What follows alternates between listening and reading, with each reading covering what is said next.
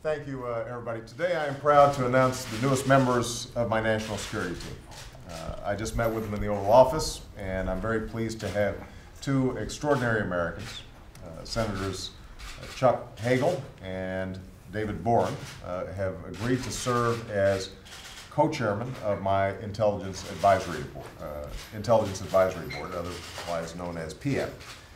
Since Dwight Eisenhower, presidents have relied on the advisory board for advice on intelligence matters, and under Chuck and Dave's leadership, I will be looking for the board to provide me with objective, independent, and non-partisan counsel as we work to strengthen our intelligence community and our national security. That's why we're joined today by my DNI, Director of National Intelligence, Denny Blair, and leaders from all 16 of our agencies involved with intelligence gathering. They represent countless men and women, uniformed and civilian, who work, often in obscurity, to keep our country safe. Now, in recent months, we've seen some of their successes in partnership with law enforcement and Homeland Security, real progress against Al-Qaeda and its extremist allies. And we thank those behind these successes, and we pledge to continue to provide the utmost support to them.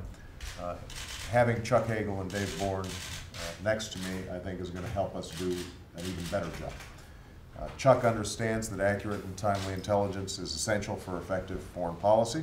He served for many years on the Senate Foreign Relations Committee and 6 years on the Senate Select Committee on Intelligence. And I came to appreciate his sound judgments in our travels together overseas, including to Iraq and Afghanistan. He also understands from personal experience the need to protect our troops and provide them with the best possible intelligence during Vietnam. Sergeant Hagel served as an infantry squad leader along with his brother, where they both were wounded twice. And I thank Chuck for his lifetime of service and his willingness to serve once again.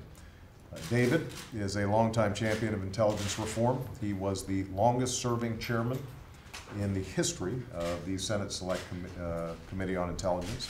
In that time, he authored the legislation that created an independent inspector general at the CIA and major reforms to our oversight of covert actions.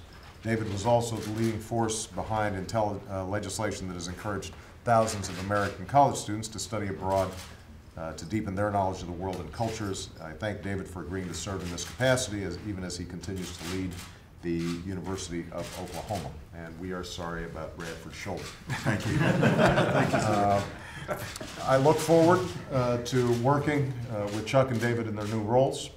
They will report to me, they will have my full support, and they will have the full cooperation of my National Security Council staff and the organizations represented here. We are off to a good start with this meeting by welcoming the press, which past advisory boards have rarely done. That's a reflection of my administration's commitment to transparency and open government, even when appropriate on matters of national security and intelligence. In the near future, I'll be naming additional members to the board.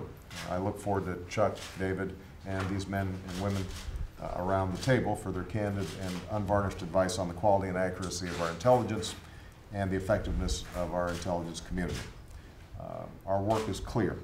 The organizations represented here have made real progress in recent years, but we all agree that more needs to be done to improve the collection of intelligence, to ensure that analysis reaches senior decision makers in a timely way, and to provide strong oversight to ensure that our intelligence activities are consistent with our democratic values and with the rule of law. And the American people, the men and women of our intelligence community as well, deserve nothing less. As I've said in my recent visits to the National Counterterrorism Center and the Joint Terrorism Task Force, we are extraordinarily grateful to them for the hard work without any fanfare that they do to keep the American people safe. That's what I'm committed to doing as president, and that's why I want to, again, thank Senators Hagel and Boren for agreeing to serve in this capacity. I think they are going to be an invaluable resource to all of us sitting around the table. So, thank you very much, everybody.